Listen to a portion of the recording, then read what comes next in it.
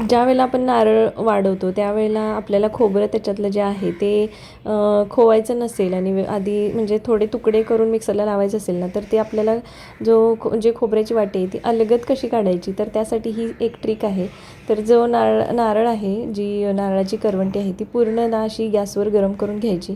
छान कडक व्यवस्थित तापली की थोडीशी थंड झाली की त्याच्यावर असं दगडाने मारायचं आणि दगडाने थोडं थोडं तुम्ही असं बडवत गेला ना, तर त्याची जी नारळाची खोबऱ्याची वाटी आहे ती वाटी अलगद अशी बाजूला होते, सेपरेट होते. इथे तुम्ही बघू शकताय आणि ह्याचे स्लाईस करून मग तुम्ही मिक्सरला बारीक करू शकताय. एकदम सोपी ट्रिक आहे.